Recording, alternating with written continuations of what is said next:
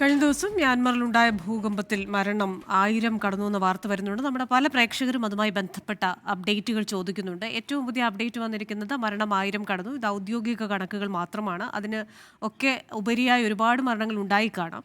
2000-ലധികം പേർക്ക് പരിക്കേറ്റതായി വിവരം. മാൻഡലെ നഗരത്തിലാണ് ഏറ്റവും കൂടുതൽ നാശനഷ്ടമുണ്ടായത്. മ്യാൻമറിലേക്ക് അടിയന്തര സഹായമായി 15 ടൺ അവശ്യ വസ്തുക്കൾ എത്തിച്ച് ഇന്ത്യയുടെ ഓപ്പറേഷൻ ബ്രഹ്മ. നായ്പിഡോയിലെ ജയിലിൽ കഴിയുന്ന ഓങ് സാൻ സൂചി സുരക്ഷിത എന്നാണ് വിവരം.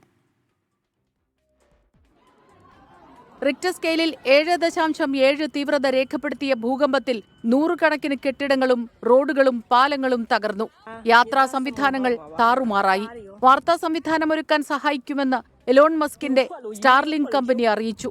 ദുരന്തത്തിന്റെ പശ്ചാത്തലത്തിൽ മ്യാൻമറിലും ബാങ്കോക്കിലും വിവിധ പ്രദേശങ്ങളിൽ ദുരന്തകാല അടിയന്തരാവസ്ഥ പ്രഖ്യാപിച്ചു.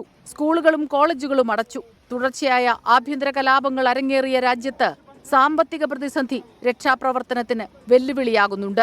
മ്യാൻമർ സൈനിക മേധാവി മിൻ ഓങ് ഹ്ലൈങ് ലോകരാജ്യങ്ങളോട് സഹായം ആവശ്യപ്പെട്ടു. ഇന്ത്യയും അമേരിക്കയും യൂറോപ്യൻ രാജ്യങ്ങളും സഹായഹസ്തവുമായി മുന്നോട്ടു വന്നു. മരുന്നുകളും ഭക്ഷണവും വസ്ത്രങ്ങളും ഉൾപ്പെടെ 15 ടൺ അടിയന്തര ദുരിതാശ്വാസവുമായി ഇന്ത്യൻ സൈനിക വിമാനം മ്യാൻമറിലെത്തി. തലസ്ഥാനമായ നൈപിഡോയിലെ ജയിലിൽ കഴിയുന്ന ആങ് സാൻ സൂചി സുരക്ഷിതയാണെന്നാണ് വിവരം. തായ്ലൻഡിൽ ഭൂകമ്പത്തിൽ തകർന്ന നിർമ്മാണത്തിലിരുന്ന കെട്ടിടത്തിനുള്ളിൽ കുടുങ്ങിക്കിടക്കുന്നവരെ പുറത്തെത്തിക്കാനുള്ള ശ്രമങ്ങൾ തുടരുകയാണ്. International desk 24.